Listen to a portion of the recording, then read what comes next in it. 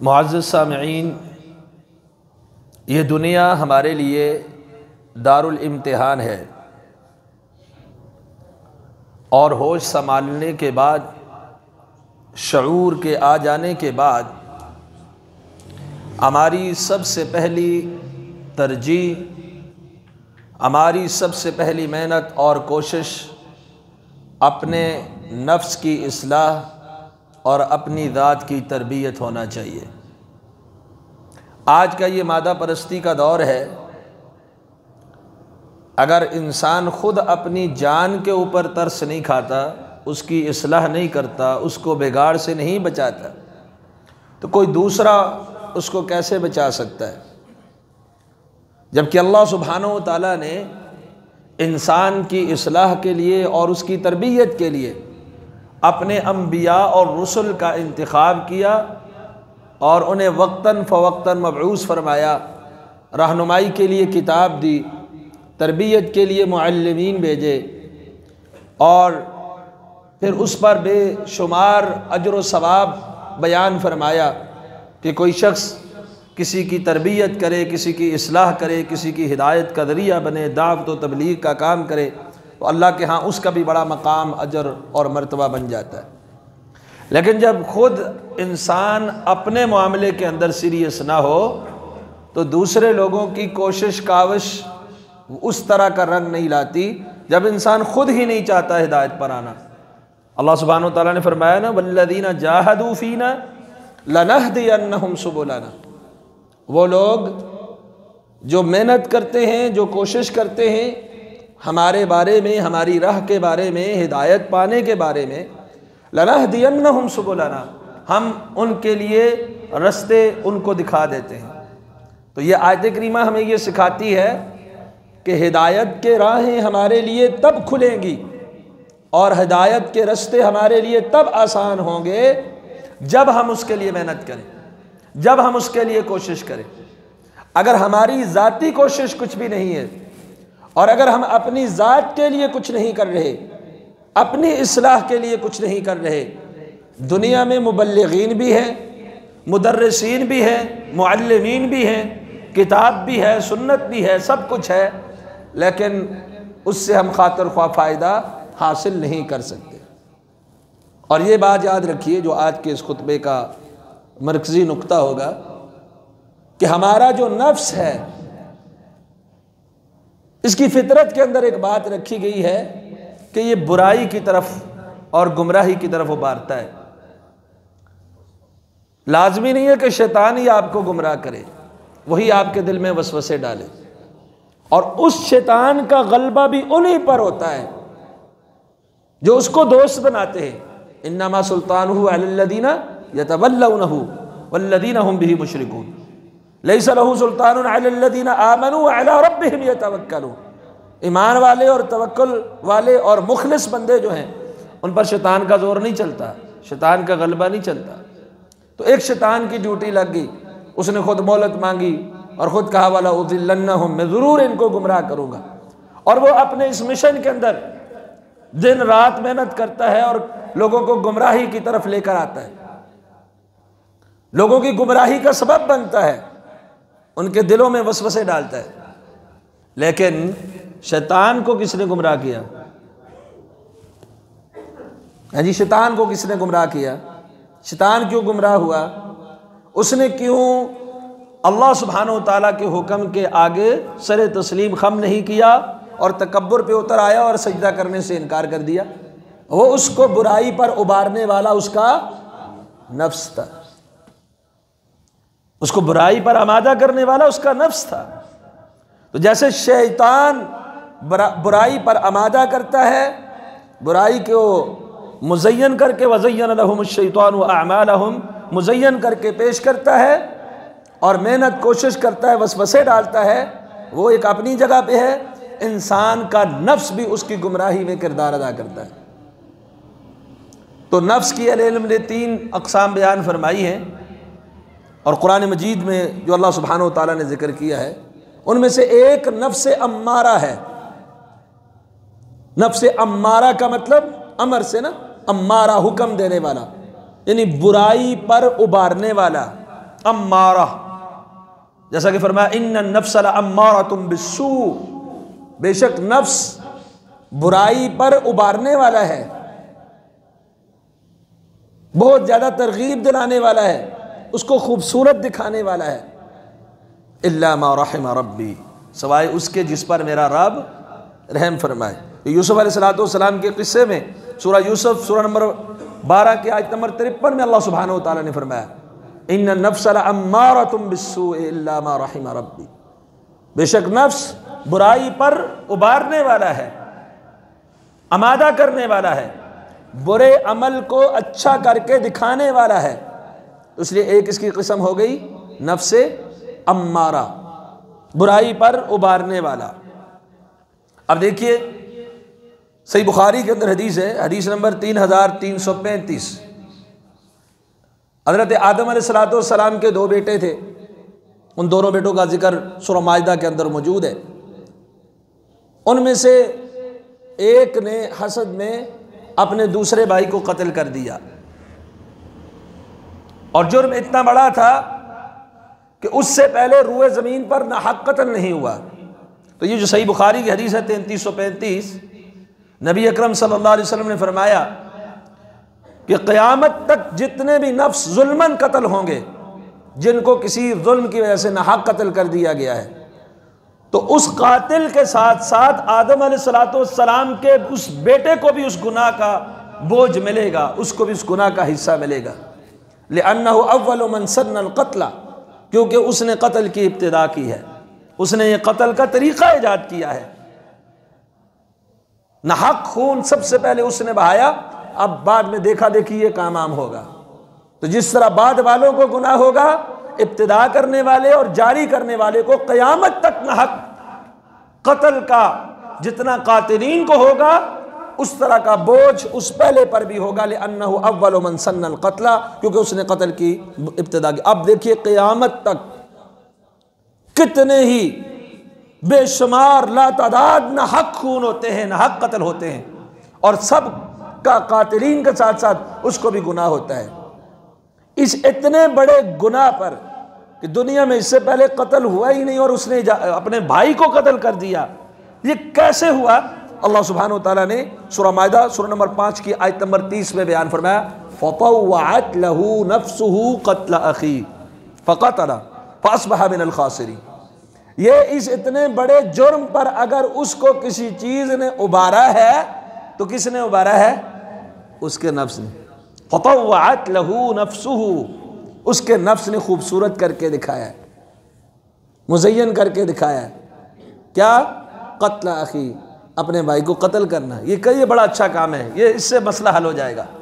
فقتل، اور اس نے نفس کی مانی اور اس کو قتل کر دیا، فاصبح من الخاسرین، اور ایسا نقصان اٹھانے والوں میں سے ہوا کہ قیامت تک آنے والے انسانوں کے گناہ کا بوجھ بھی اس کے اوپر چڑھتا ہی رہے گا۔ اللہ ہمیں اس سے محفوظ فرمائے۔ تو بہرحال یہ ہو گیا نفس امارہ، جو برائی کی طرف ترغیب دلاتا ہے، مزین کر کے دکھاتا ہے، اندر سے کہتا رہتا ہے یہ برائی کرو۔ اللہ کے رسول صلی اللہ علیہ وسلم نے ایک دعا سکھلائی ہے، جامع ترمذی بھی حدیث نمبر 3392 ہے، صبح اور شام پڑھنے کی یہ دعا ہے، اور صبح شام کے اذکار کے اندر بھی یہ موجود ہے۔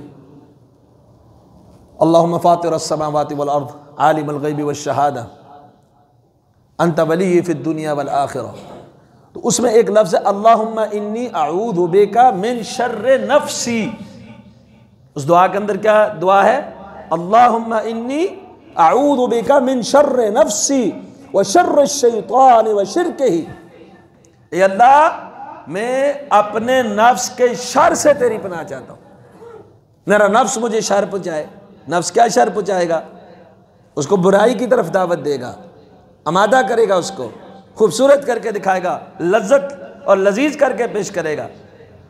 اللہم انی اعوذ بک من شر نفسی، اور یہ ہماری صبح شام کی دعاؤں کے اندر نبی علیہ السلام نے سکھائی ہے، ہمیں شامل کرنی چاہیے۔ اللہ ہمیں ہمارے نفس کی شر سے بچا، وشر شیطان، اور شیطان کی شر سے اور اس کی شراکت سے ہمیں اللہ محفوظ فرما۔ اب دیکھیں نبی کریم صلی اللہ علیہ وسلم، جامع صحیح مسلم حدیث نمبر 204 ہے، اللہ نے یہ آیت نازل کی وَأَنذِرْ عَشِيرَتَكَ الْأَقْرَبِينَ، جو آپ کے قریبی ہیں، رشتہ دار ہیں، قرابت دار ہیں، ان کو آپ ڈرائیے۔ تو نبی اکرم صلی اللہ علیہ وسلم نے بلایا بنی کعب، بنی ہاشم، فلاں فلاں سارے قبیلے والے، اپنے خاندان والے، اور ان کو کیا فرمایا؟ مخاطب کر کے، اے بنی فلاں، اے بنی فلاں، انقذوا انفسکم من النار، اپنی جانوں کو آگ سے بچا لو۔ پھر آپ صلی اللہ علیہ وسلم نے اپنی لخت جگر سیدۃ نساء اہل الجنہ فاطمہ الزہرا رضی اللہ تعالی عنہا سے فرمایا یا فاطمہ انقذی نفسک من النار، اپنے نفس کو آگ سے بچا لو۔ یہ نفس جب ترغیب دیتا ہے، برائی کی طرف آمادہ کرتا ہے، اب اس نفس کو، اپنے آپ کو آگ سے بچانا ہے۔ اللہ سبحانہ وتعالیٰ کا بھی یہی حکم ہے نا، یا ایھا الذین آمنوا قوا انفسکم، پہلے کیا فرمایا؟ قوا انفسکم، اپنے نفسوں کو بچاؤ، واہلیکم، اور اپنے گھر والوں کو بچاؤ، من النار، آگ سے۔ تو اس میں بھی پہلے اپنی ذات۔ ہمارا طرز عمل کیا ہے؟ ہم نے اگر محنت کی، بہت ہی کم رہ گئے آج کل وہ والدین بھی جو اپنے بچوں کی تربیت کر رہے ہو، لیکن کی بھی تو ہر اچھائی اور برائی، اچھے طرف لگانا اور برائی سے روکنا اولاد پر، اپنے اوپر اپلائی نہیں کرتا بندہ، اپنے نفس کی تربیت نہیں کرتا، اس کی اصلاح نہیں کرتا۔ اولاد کی کبھی کبھار کوئی کر دیتا ہے، گرد و نواح میں کسی کے کر دیتے ہیں، یا ہم زیادہ تر کوئی کسی جماعت کے ساتھ نکل گئے، جی لوگوں کی اصلاح کرنے کے لیے نکلے ہیں، دعوت تبلیغ کر لیں گے، کہیں پہ خطبہ درس ہو جائے گا، سن لیں گے، اور سنتے ہوئے بھی ہمارا ذہن یہ ہوتا ہے یہ فلانے کے بارے میں، یہ فلاں کے بارے میں، تنقیدی طور پر ہم اس کو سنتے، کبھی اس کو اپنی ذات کے لیے سنا ہی نہیں، کبھی اس کو اپنی ذات کے لیے لیا ہی نہیں۔ اس کی وجہ کیا ہے؟ بنیادی طور پر کہ ہم مجموعی طور پر اس چیز سے دور ہو چکے ہیں کہ ہم اپنی اصلاح کریں۔ ہم جب اصلاح کی بات کریں بھی، دین کی بات کریں بھی، تربیت کی بات کریں بھی، اخلاقیات اور کردار کی بات کریں بھی، سنیں بھی، تو ہمارا ذہن پھر بھی تنقیدی ہوتا ہے، ذہن میں نقشہ کسی اور کا ہوتا ہے، اپنا نہیں ہوتا۔ اس لیے سب سے پہلی اور بنیادی وجہ ہے ہم اپنے آپ کی اصلاح کریں، اپنے آپ کو وقت دیں اور اپنے آپ کو جہنم سے بچا لیں۔ قوا انفسکم واہلیکم نارا۔ اب دیکھیں، ایک قسم نفس امارہ ہے، دوسری قسم ہے نفس لوامہ۔ لوامہ مطلب ملامت کرنے والا، انسان کا ضمیر کبھی اس کو ملامت بھی کرتا ہے، جیسے کہ اللہ سبحانہ وتعالیٰ نے سورہ قیامہ میں، سورہ نمبر 75 آیت نمبر 2 میں فرمایا لا اقسم ولا اقسم بیوم ولا اقسم بالنفس اللوامہ، ملامت کرنے والے نفس کی قسم ہے۔ تو انسان کا نفس اس کو جیسے امارہ ہے، ایسے لوامہ ملامت کرنے والا بھی ہے۔ اور جب انسان نفس امارہ کی بات نہیں مانتا، خواہشات کے پیچھے نہیں چلتا، اللہ اور اس کے رسول کی اطاعت کرتے ہوئے اپنے آپ کی اصلاح کرتا ہے، اپنے نفس کی درستگی چاہتا ہے، نفس لوامہ جب اس کو ملامت کرتا ہے، ضمیر زندہ ضمیر والے بندہ، اور وہ اپنے آپ کو درست کر لیتا ہے، رب کا حیا کھانے لگتا ہے، تو پھر کیا حکم ہوتا ہے؟ یا ایتھا النفس المطمئنہ، اے مطمئن جا، وہ نفس مطمئنہ اس کا ہو جاتا ہے، ارجعی الی ربک راضیۃ مرضیہ فادخلی فی عبادی وادخلی جنت۔ تو نفس مطمئنہ کب ہوتا ہے؟ جب انسان نفس امارہ کو زیرو کرتا ہے اور نفس لوامہ کی ملامت کو سیریس لیتا ہے، پھر اللہ اس کے نفس کو نفس مطمئنہ بناتا ہے۔ بعض علم نے کہا کہ انسان کے نفس کی یہ 3 اقسام نہیں ہیں، یہ 3 حالتیں ہیں۔ کبھی اس کا نفس اس کو برائی پر آمادہ کر رہا ہوتا ہے، کبھی اس کا ضمیر اس کو برائی پر ملامت کر رہا ہوتا ہے۔ تو بہرحال اللہ ہمیں نفس مطمئنہ عطا فرمائے، جو اللہ رسول کے حکموں پر، فیصلوں پہ راضی ہونے والا ہو، اور پھر اللہ اس کو مطمئن کر دے۔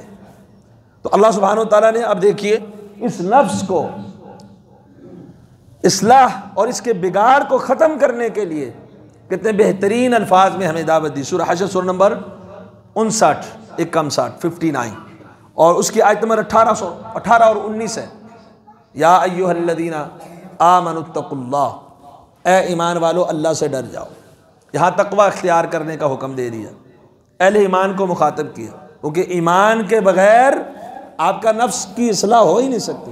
وہ تو چلو میں بعد میں بیان کروں گا کہ نفس کی اصلاح کرنی کیسے، اس کو ٹھیک کرنا کیسے۔ اپنے آپ کی فکر کر کے، آج تو صرف یہ فکر کرنی ہے، اپنے آپ کے اوپر وقت لگانا ہے، اپنی جان کو اور نفس کو وقت دینا ہے، لیکن کرنا کیسے وہ بھی انشاءاللہ بیان کروں گا آگے۔ بہرحال اس میں جو پہلی بات ہے کہ اہل ایمان، اے مومنو، ایمان والو، کیونکہ ایمان ایک ایسی چیز ہے، انسان چلے لگائے، ہو کرے، کچھ بھی پڑھ لے، وہ سمجھتا میں اپنے نفس کو صحیح کر رہا ہوں، کنٹرول کر رہا ہوں۔ جب تک اس کا عقیدہ، اس کا ایمان، اس کے نظریات، اس کے عقائد مضبوط نہیں ہے، اس کا کوئی عمل، اس کا کوئی زہد، اس کا کوئی تقوی، وہ تقوی ہی نہیں ہے۔ تو تقوی نام ہی اسی چیز کا ہے کہ آپ اللہ کے احکامات کی پابندی کریں اور اللہ کی جو منہیات ہیں اس سے اپنے آپ کو بچا لیں۔ یہ تقوی کی ایک مختصر سی تعریف ہے۔ اللہ کا ڈر جس میں ہوتا ہے وہ اللہ کے احکامات کو فالو کرتا ہے، اور جو اللہ نے منع کیا اس سے رک جاتا ہے، یہی تقوی ہے۔ تقوی کا یہ نام نہیں ہے دنیا سے الگ تھلگ ہو جائیں آپ، تقوی کا یہ نام نہیں ہے آپ بس کسی کونے میں بیٹھ جائیں اور ہر وقت اللہ ہو کرتے رہے۔ زندگی گزارنے کا طریقہ شریعت نے بتلا دیا، بس اسی کے مطابق گزارے، اور جن جن چیزوں سے باتوں سے منع کیا بس ان سے رکتے جائیں، یہ تقوی ہے۔ تو فرمایا یا ایھا الذین آمنوا اتقوا اللہ، یہ اہل ایمان کے لیے ہے کہ اے مومنو اللہ سے ڈر جاؤ۔ اب دیکھیں کتنا بہترین اللہ سبحانہ و تعالیٰ نے تربیت کے لیے الفاظ استعمال کیے، وَلْتَنْظُرْ نَفْسٌ مَا قَدَّمَتْ لِغَدٍ، ہر نفس یہ دیکھ لے کل کے لیے اس نے کیا بھیجا ہے۔ وَلْتَنْظُرْ نَفْسٌ مَا قَدَّمَتْ لِغَدٍ، کوئی لمبی چوڑی بات ہی نہیں۔ اگر ہم خود اپنا حساب لیں، جو کہ لیں گے لیکن اس وقت فائدہ نہیں ہوگا، اب لیں اگر ہم رات کو سونے سے پہلے دن کو کسی وقت تنہائی میں بیٹھ کے اب ہم یہ دیکھیں کہ کل کے لیے ہم نے کیا کیا ہوا ہے، ہم نے اپنے اس نفس کو، اپنی اس جان کو بچانے کے لیے کیا انتظام کیا ہے، ہمارے پاس کیا ہے، کچھ بچتا ہے؟ کتنا ہم نے زندگی اسلام کے اوپر گزاری ہوئی ہے۔ اب کسی کو، انسان کو موت کا نہیں پتا کب مر جائے گا، قیامت کا بھی نہیں پتا کب آ جائے گی، موت کا ہی نہیں پتا کتنے دن زندہ رہے گا، کتنے سال زندہ رہے گا۔ کل، لغت کا لفظ فرمایا کل، کیونکہ جس نے آنا ہے وہ کل ہی ہے، جس نے آنا ہی آنا ہے وہ کل ہی ہے، اور ہمیں تو پتہ ہی نہیں ہے کہ یہ ہمارا کل کب ہو، آج بھی ہو سکتا ہے، ابھی بھی ہو سکتا ہے، کچھ دن بعد، کچھ مہینوں بعد، کچھ سال بعد بھی ہو سکتا ہے۔ تو دیکھیے کتنے جوڑنے والے ضمیر کو الفاظ ہیں، وَلْتَنْظُرْ نَفْسٌ مَا قَدَّمَتْ لِغَدٍ۔ 100 تقریریں سننے کے بغیر ایک بات پر ہوش کرنا، آج اگر میں دنیا سے رخصت ہو جاتا ہوں میرے پاس کیا ہے، کل کے لیے میں نے کیا جمع پونجی رکھی ہوئی ہے۔ آپ گھر سے نکلتے ہیں، کسی کام کے لیے جاتے ہیں، سفر کے لیے جاتے ہیں، کاروبار کے لیے جاتے ہیں، اب اپنی جیب کو دیکھتے ہیں، میرے پاس آنے جانے کے ٹکٹ کے، وہاں رہنے کے، کھانے پینے کے، جو سامان خریدنے اور مقصد کے لیے جا رہا ہوں اس کے لیے میرے پاس کیا ہے۔ اگر آپ کی جیب خالی ہو چلیں گے؟ وَلْتَنْظُرْ نَفْسٌ مَا قَدَّمَتْ لِغَدٍ، ہر نفس یہ دیکھ لے کل کے لیے اس نے کیا کیا۔ وَاتَّقُوا اللَّهَ، پھر فرما دیا اللہ سے ڈر جاؤ۔ بس ایک بات سوچنی ہے کہ میں نے کل کے لیے کیا رکھا ہوا ہے، میں اپنی پچھلی زندگی کو دیکھوں۔ آج نہیں دیکھے گا نا، وَكُلَّ إِنسَانٍ أَلْزَمْنَاهُ طَائِرَهُ فِي عُنُقِهِ، آج نہیں دیکھے گا، نہ دیکھ، کل قیامت والا دن ہوگا۔ وَكُلَّ إِنسَانٍ أَلْزَمْنَاهُ طَائِرَهُ فِي عُنُقِهِ، یہ زندگی گزاری، شب و روز گزارے، اس کی حرکات و سکنات کو، اس کی افعال کو، اقوال کو، بولی کو، کردار کو، گفتار کو، عقائد کو، نظریات کو، اس سارے عمل نامے کو اس کی گردن کے اندر لٹکا دیا جائے گا۔ اور پتہ کیا کہا جائے گا؟ اقرا کتابک، اپنی کتاب پڑھ لے، تو نے زندگی میں کیا کیا۔ وہ خود پڑھے گا، یہ بھی کی، یہ بدماشیاں بھی کی، قتل بھی کی، حرام مال بھی کھایا، سود بھی کھایا، رشوت بھی کھائی، لوگوں کا مال بھی ہڑپ کیا، وراثتیں بھی قبضہ کر لی، ناجائز زمینوں پہ بھی قبضے کیے، گالم گلوچ لوگوں کو کی، ظلم و زیادتی کی، لوگوں کے حق دبائے، اللہ کے حقوق کبھی ادا کیے نہیں، مسجد کو جاتا ساری کتاب اس کے سامنے، اقرا کتابک، آج تیرے حساب و کتاب کے لیے کسی اور چیز کی ضرورت نہیں ہے.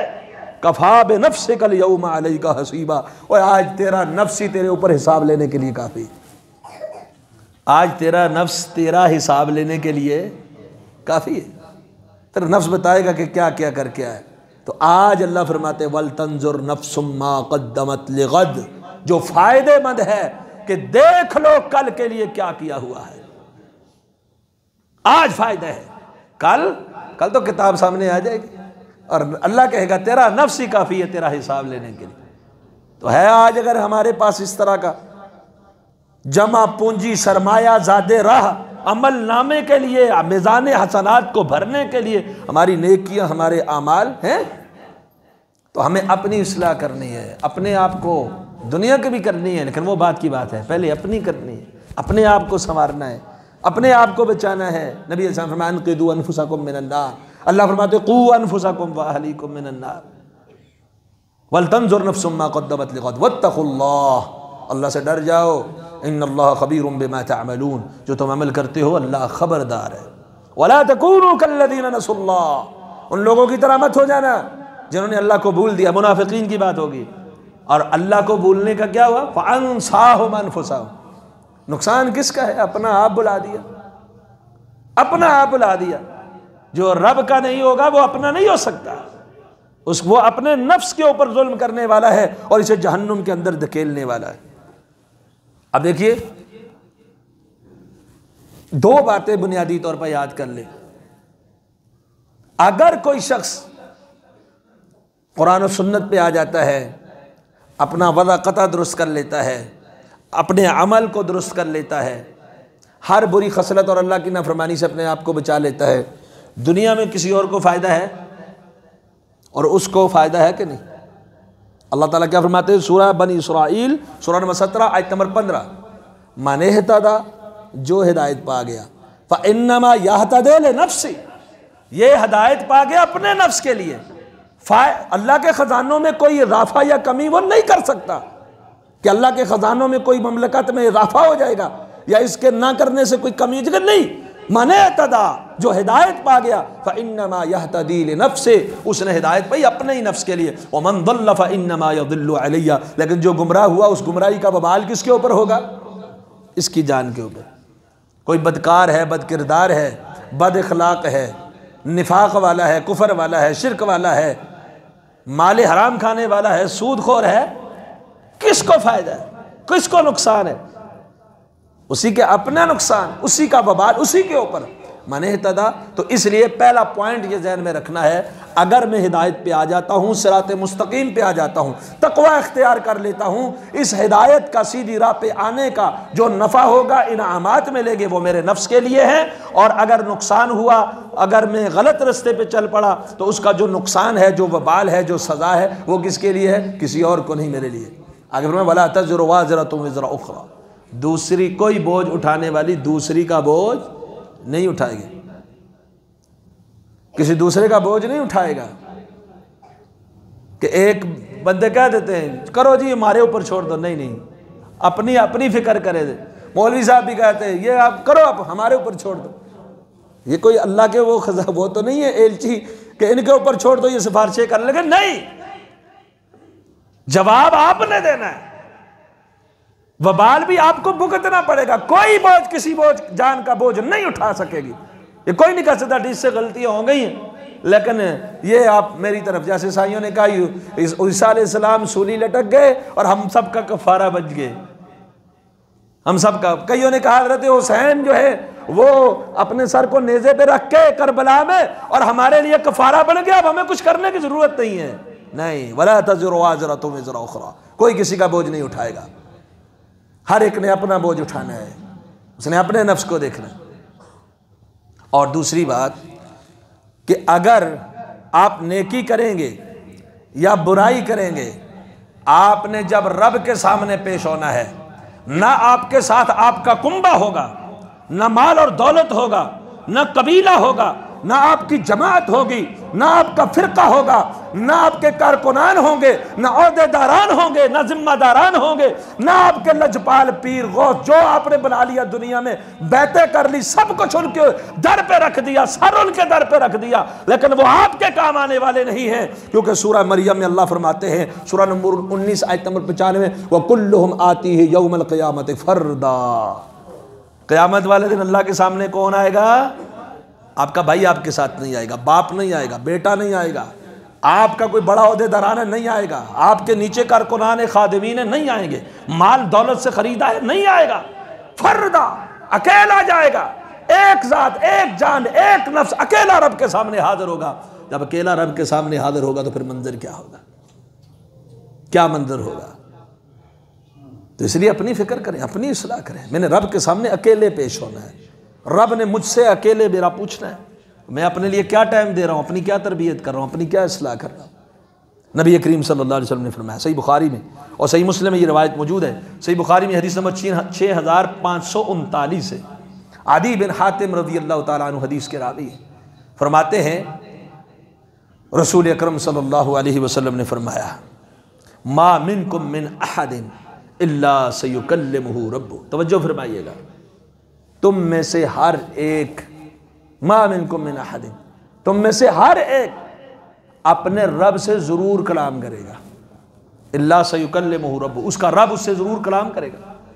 اللہ کے سامنے اکیلا جائے گا اور اللہ اس سے پوچھے گا، ما منکم من احد الا سیکلمہ ربہ، اس کا رب اس سے کلام کرے گا۔ صورتحال کیا ہوگی، کیفیت کیا ہوگی؟ لیس بین اللہ و بینہ ترجمان، اس کے اور اللہ کے درمیان ترجمان بھی کوئی نہیں ہوگا، کوئی درمیان میں ترجمان بھی نہیں ہے، کوئی اس کی بات پیش۔ آج تو دنیا میں کہہ دیتے ہیں ساٹھی انا آگے نہ دی اللہ آگے، آج تو دنیا میں کہہ دیتے ہیں چھت پہ چڑھنے کے لیے سیڑھی کی ضرورت ہے، آج تو دنیا میں کہہ دیتے ہیں کسی جج سے بات کرنے کے لیے وکیل کی ضرورت ہے، لیکن جب اپنے اعمال کا حساب دینے جائے گا، نہ تیرے پاس کوئی وکیل ہوگا، نہ تیرا معافی ضمیر بیان کرنے کے لیے کوئی اور تیرے ساتھ وکیل ہوگا، تیرے ساتھ کوئی نہیں، تیرا نفس ہے، تو ہے، اکیلا ہے، اور لیس بین اللہ و بینہ ترجمان، تیرے اور اللہ کے درمیان ترجمان بھی کوئی نہیں ہوگا۔ کیا کیفیت ہوگی، کیا حالت ہوگی؟ اللہ کے رسول فرماتے ہیں اتقوا النار ولو بشق تمرہ، کھجور کا اگر ایک ٹکڑا بھی ہے پاس، وہ بھی دے کے اپنے آپ کو آگ سے بچا لو۔ بڑا حساس معاملہ ہے، بڑا سنجیدہ معاملہ ہے۔